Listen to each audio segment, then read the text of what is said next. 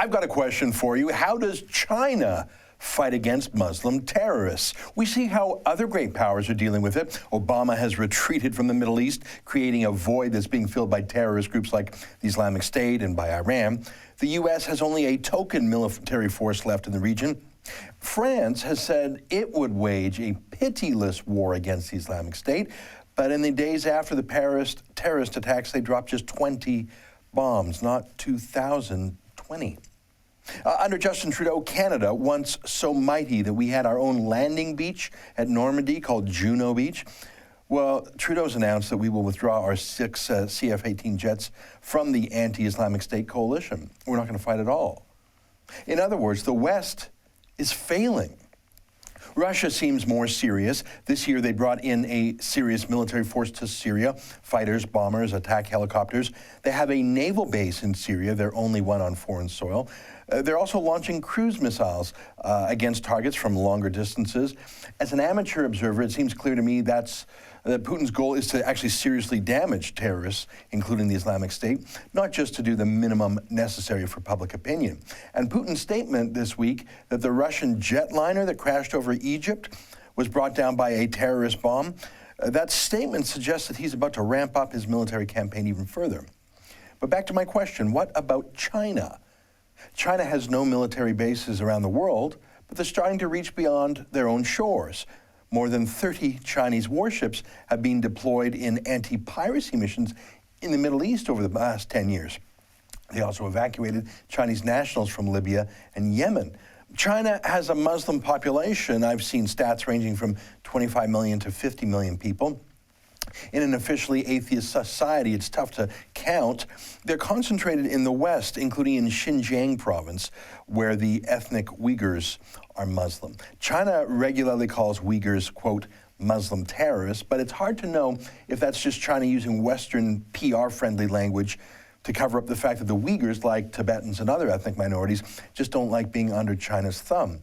I've been to Xinjiang myself, and it struck me as a fairly easygoing place. I saw no niqabs or burqas my whole time there. It seemed like a more ancient live and let live form of Islam that hadn't yet been infected by either Saudi or Iranian money and radicalism. But look at this. Here's a story from Radio Free Asia. That's a democracy-oriented news agency.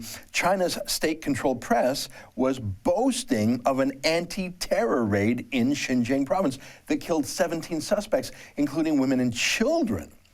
The raid was in response to what Beijing called a terrorist attack earlier this fall that killed 50 people at a coal mine.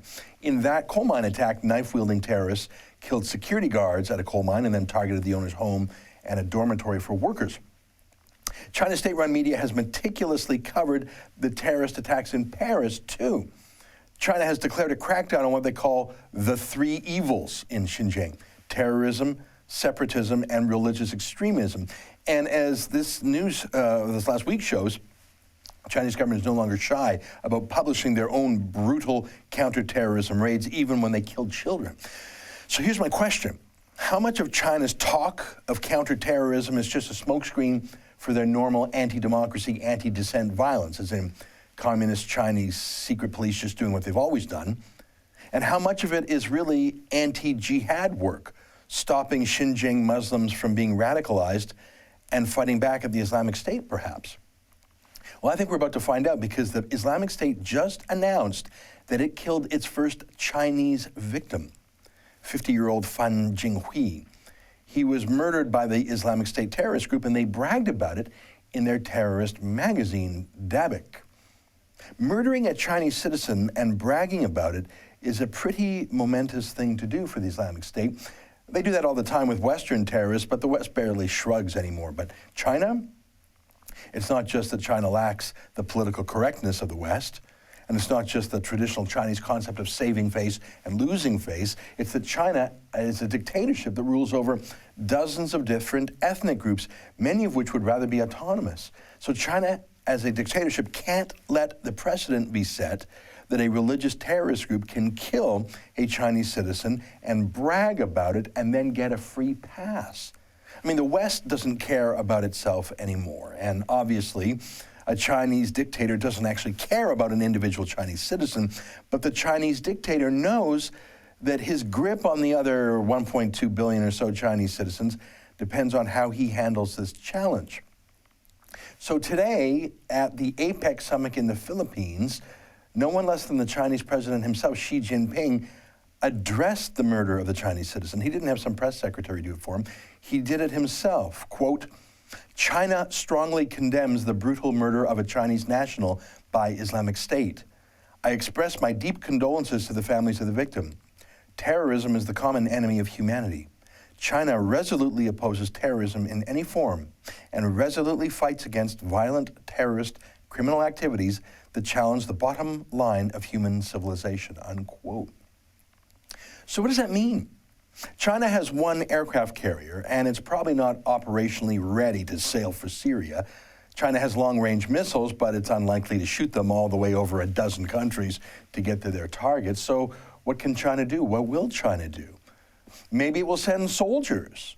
Will China provide the ground troops to work with Putin's air force in Syria? Will China simply take out its rage against Uyghur nationalists in Xinjiang province? I don't know. But given President Xi's public statements, I get the feeling we're about to find out. You know, Napoleon said, "China is a sleeping giant. Let her sleep, for when she wakes, she will move the world." 200 years later, we might be about to find out what that means.